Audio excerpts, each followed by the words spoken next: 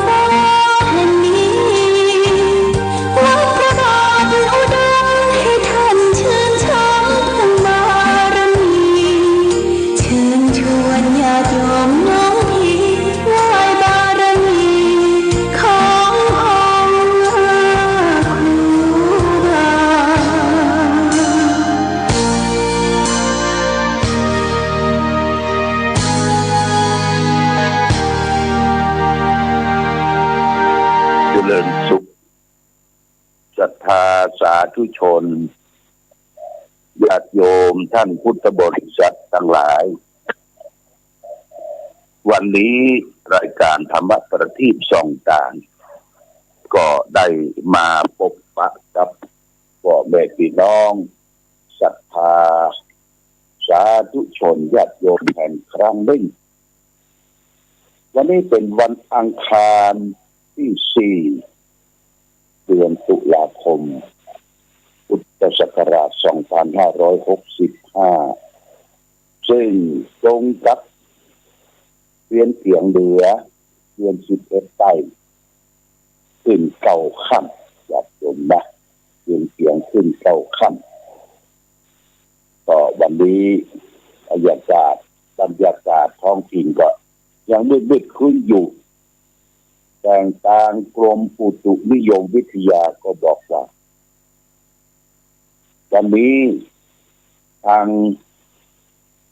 อากาศทางประเทศจีนอากาศลมหนาวจะพัดเข้ามาสู่เมืองไทยตั้งแต่วันที่5ที่6ที่7นี่ก็ก็จะได้กลิ่นของอากาศหนาวสายฝนละอยากเห็นสายฝนต้นหนาวอากาศหนาวนี่อากาศดีนะอยากเห็นนะเมื่อฝนมันหยุดตกแล้วอากาศหนาวเข้ามาก็บ้านเขาก็เป็นเดือนเสียงนี่ก็เข้าใบออกแล้วเนี่ยเอาใบเข้าดอก็เกี่ยวเข้าดอเข้าให้เก็บเข้าเอาเฟืองเกี่ยวเข้าเอาเฟืองกันลมหนาวก็จะโชยเข้ามาแหละอากาศทุกอย่างก็จะเปลี่ยนแปลงไปน้ำท่าที่มันตกมันเจ่งมันนองตามท้องถิ่นตามที่ต่างๆที่กับญาติโยมได้รับผลกระทบก็จะแห้งจะเหือดหายไปแต่ทางการบ้านเมืองก็ยังเป็นห่วงอยู่บางที่บางแห่งนั้นน้ำที่จะกักเอาไว้ใจหน้าแรงนี่ก็บางเขื่อนนี่ก็ยังไม่ให้เพียงพอญาติโยมมันตกเป็นที่ก็จะต้องกักกันน้ำไว้น้ำที่ญาติโยมได้ขุดสระขุดหนองไว้ก็เก็บรักษาไว้ใจหน้าแรงถ้าบ้านใดครอบครัวใดส่งนาไร่สวนมีน้ำมีหยังเขาก็มีสปะอยากในน้ำมีปลาในน้ำมีข้าวทางโบนเขาก็มีปลูกพืชผักผลไม้ไว้กินไว้ใช้ในหน้าแล้งหน้าหนาวเดี๋ยวยัดเย็นหน้าหนาวดีก็จะมีการปลูกกันฝังหลายอย่างแต่ต้องใช้น้ำอันนี้ยัดเย็นก็ต้องพัดเปลี่ยนเวียนทำงานกันไปจะมีที่วันจะได้ยุดได้ย้อนกันบ้างวันนี้เช่นเดียวกันที่ทางคณะสงฆ์อำเภอฝางที่วัดพระบาทอุดมณบ่อสวานี่เพิ่งก็จะมีการสอบนักธรรมประจำปีญาติโยมนักธรรมที่สอบประจำปีในวันนี้ก็คือนักธรรมชั้นตรีนักธรรมคือการเรียนพระปริยัติธรรมนั้นพระสงฆ์องค์เดชเข้ามาบวชอยู่ในบวรพระพุทธศาสนาเริ่มต้นก็จะต้องศึกษานักธรรมชั้นตรีนักธรรมชั้นโทนักธรรมชั้นเอกแล้วก็สวดโยโกห้องที่ต้องเรียนต้องศึกษาให้ได้ภาคเรียนให้ได้วันนี้เพื่อจะสอบนักธรรมชั้นตรีทั่วอำเภอฝางมาสอบกันที่วัดพระบาทอุดมณบ่อสวาในภาคเจ้านี่ก็ตั้งแต่10 โมงเป็นต้นไปคณะแม่ครัวคณะผู้จัดทำอาหารก็จะได้เตรียมการที่จะได้ต้อนรับพระสงฆ์องค์เดชถวายพระทหารเพลไปจัดทำที่ศาลาเรียนของวัดพระบาทอุดมญาติโยมจะได้มีส่วนร่วมใครถวายพระทหารเพลก็เชิญชวนบริจาคให้หอมได้เนี่ยญาติโยมให้หอมได้มันจะเป็นปัจจัยที่จะได้ซื้อเครื่องปรุงอาหารสำรับกับข้าวผักไม้ใส่เกลือที่จะได้ถวายพระถวายเดชประมาณ153 รูปญาติโยม153 รูปนักธรรมชั้นตรีจะมาสอบ วายพระทหารเพลเรียบร้อยแล้วก็เวลา 13 นาฬิกาบ่ายโมงนี่ก็จะเข้าห้องสอบในช่วง4 วันนี้ต้นก็จะสอบนักธรรมเนี่ยวันนี้สอบวิชาเรียงความแก้กระทู้ธรรมวันพรุ่งนี้ก็จะสอบวิชาธรรมวิภาคนักธรรมชั้นตรีวันเฮนี่ก็จะสอบวิชาพุทธประวัติศาสนพิธีวันที่ 7วันสุดท้ายก็จะสอบวิชาวินัยบัญญัติอันนี้ทางคณะสงฆ์ก็มีงานทำ4 วันโดยญาติโยมคณะสงฆ์ก็ได้รับแต่งตั้งเป็นคณะกรรมการอำนวยการดูแลคอยเป็นหน้าที่ญาติโยมที่เป็นหน้าที่ของคณะสงฆ์ที่ต้องช่วยกันจัดกันทำในเพื่อให้การสอบนักธรรมประจำปีเพื่อเกิดความเรียบร้อยดีงามศูนย์กลางก็อยู่ที่วัดพระบาทอุดมน้ำบ่อสวาซึ่งจะเป็นศูนย์ในการสอบนักธรรมชั้นปีนี้ญาติโยมก็แจ้งญาติโยมท่านสาธุชนใช้ร่วมกินร่วมทานก็ได้เนี่ยเพราะว่าเราได้ทำภัตตาหารเพลญาติโยมทำภัตตาหารเพลหรือญาติโยมจะทำข้าวหม้อแกงหม้อมาเชิญก็ได้หรือจะซื้อข้าวฟี่ยาอมข้าวฟี่อย่างมาตาลเป็นฮอนเป็นอย่างนี้ก็ได้ญาติโยมนะอันนี้คือหรือเป็นน้ำปานะเป็นนมเปรี้ยวนมอย่างเป็นแพ็คเป็นกล่องก็เอามาร่วมกันส่งเสริมให้พระสงฆ์องค์เองได้ปฏิบัติธรรมสอบนักธรรมประจำปีในวันนี้ที่วัดพระบาทอุดมเริ่มแรกญาติโยมวันนี้เริ่มแรกเป็นวันที่4 5 6 7 4 วันแล้วก็จะสอบ3 วัน4 วันนะแจ้งญาติโยมวันนี้บอกว่าอาจจะมาวันต่อไปก็ได้มาเยี่ยมมาทำบุญส่วนกลางมาส่งเสริมพระสงฆ์องค์เดินได้สอบพระปริยัติธรรมประจำปีมีแต่แจ้งญาติโยมท่านสาธุชนมาณโอกาสนี้วันนี้ได้มาพบกันญาติโยมก็จะได้นำสาระธรรมธรรมะประทีปของท่านเจ้าคุณศรีธรรมนิเทศตำบลโชติมันโตอดีตรองเจ้าคณะจังหวัดเชียงใหม่วัดสันตะคอยมาพูดจาให้แก่ศรัทธาญาติโยมวันนี้จะเอาเรื่องประโยชน์ญาติโยมคนเราเกิดมาต้องทำประโยชน์อย่างท่องเราก็ต้องทำประโยชน์ต้องมี2 อย่างคือประโยชน์ตนรับประโยชน์กับประโยชน์ท่านพระพุทธเจ้าตรัสไว้ว่าอัตตะหัตถังปรัตเถนะพหุนาตินหาปะเยไม่ควรฆ่าประโยชน์ของตนเพราะประโยชน์ผู้อื่น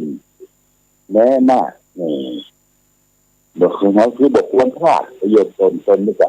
ต้องสร้างประโยชน์ตนก่อนจึงจะได้ทำประโยชน์แก่บุคคลอื่นพูดถึงประโยชน์แล้วทุกคนต้องตอบรับเป็นเสียงเดียวกันว่าประโยชน์ของตัวเนี่ยย่อมอยู่เหนือกว่าประโยชน์ของผู้อื่นเหมือนกับเงินของเราในกระเป๋าของเราเนี่ยแม้จะมีเพียง100 บาทย่อมดีกว่าเงินของคนอื่น500 บาทซึ่งอยู่ในกระเป๋าของคนอื่นเพราะเงินของเราอยู่ในกระเป๋าของเราเป็นประโยชน์ของเราสามารถที่จะเอาไปซื้ออะไรอย่างก็ได้แต่เงินของคนอื่นเงินในกระเป๋าของคนอื่นนั้นเอาไปซื้ออะไรอย่างก็ย่อมไม่ได้เพราะฉะนั้นประโยชน์ของเราก็เป็นประโยชน์ของเขาประโยชน์ของคนอื่นก็เป็นประโยชน์ของคนอื่นถึงอย่างนั้นก็มีคนแต่น้อยที่จะฆ่าประโยชน์ตนประโยชน์ผู้อื่นโดยบอกรู้ตัวเช่น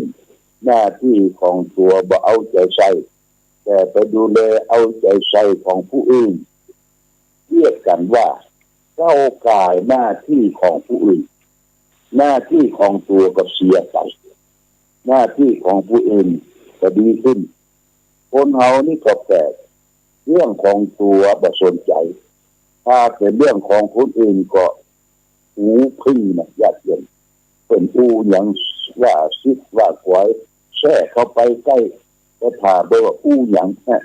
ยิ่งกว่าเป็นเรื่องของคนอื่นเป็นอาหารเป็นอันโอชะของคนวันหนึ่งเนี่ยเราต้องสูญเสียเวลาอันมีค่าของเขาเพราะเดี่ยวไปยุ่งกับธุระของคนอื่นเรื่องของคนอื่นวันละหลายครั้งหลายชั่วโมงจึงเป็นการสูญเจ้าเรารักษาประโยชน์ของเราไว้โดยบะทำลายประโยชน์ผู้อื่นหรือบะเอาเปรียบผู้อื่นแล้วเบียดบังเอาประโยชน์ส่วนตัวไว้ซึ่งเป็นการทำหน้าที่ที่น่าเกลียดน่ากลัวน่าขยะแขยงอยากโยมตัวเอาบ่งบองตัวเก่าเอาแต่จะทำประโยชน์ให้แก่คนอื่นแล้วก็ย่อมเสนอหน้าเรื่องนั้นเรื่องนี้อยากจะเราจะต้องเอาตัวเราก่อนแต่เราปฏิบัติตามคำดำรัสของพระพุทธเจ้าโดยตั้งหน้าตั้งตาทำหน้าที่ของตัวให้ดีที่สุดซึ่งถือว่าเป็นการบักฆ่าประโยชน์ของตนและบักก้าวกายหรือทำลายประโยชน์ผู้อื่นและเราก็ถือว่าการทำเช่นนั้นเป็นการเพ่งแก้ตัวก็ได้หรือเป็นกรรมที่บำเพ็ญประโยชน์ตนเพื่อส่วนรวมประโยชน์ส่วนรวมก็ยังคงเป็นประโยชน์ส่วนรวมคือทุกคนต้องช่วยกันทำเพื่อส่วนรวมแต่ต้องทำลายประโยชน์ส่วนตัวสำหรับคนที่มีประโยชน์ส่วนตัวอย่างล้นเหลือดีแล้วเนี่ยจะบำเพ็ญประโยชน์ส่วนรวมย่อมทำได้โดยบังคับรับหลักธรรมคำสอนขององค์พระชินวรสัมมาสัมพุทธเจ้านะญาติโยมนะอันนี้เป็นเรื่องสำคัญคือทำเกิดมาแล้วต้องทำประโยชน์ตนประโยชน์ท่านให้ถึงพร้อมญาติโยมประโยชน์ตนประโยชน์ท่านให้ถึงพร้อมอย่างญาติโยมท่านสาธุชนทั้งหลายอย่างเราพัฒนาตัวเราเนี่ยอยู่ในขั้นมีฐานะที่พอกินพออยู่ดำเนินชีวิตสร้างหลักประกันด้วยความทุกข์ความยากความลำบากมาถึงขั้นดีแล้วก็เขาก็มองว่าเนี่ยจะใดจะทำจะใดที่จะเป็นประโยชน์แก่บุคคลอื่นแทนญาติโยมนะบุคคลอื่นแทนเขาก็ทำประโยชน์ได้สองสถานประโยชน์ตนประโยชน์ท่านแต่บางท่านนี่